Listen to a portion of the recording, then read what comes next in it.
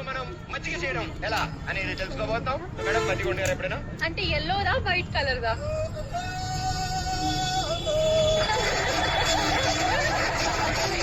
పాదపాలనుకుంటుంది కూడా.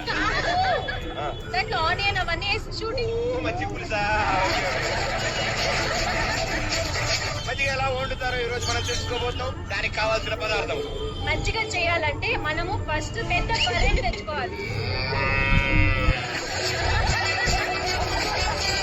పాలు తీసేసి ఒక బౌల్ లో వేసుకొని దాన్ని స్టవ్ మీద పెట్టేసి బాగా మరిగించేసి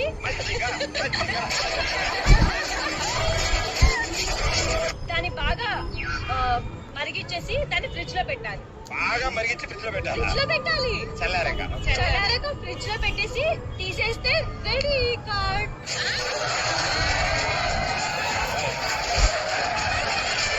ఈ రోజు మన కార్యక్రమం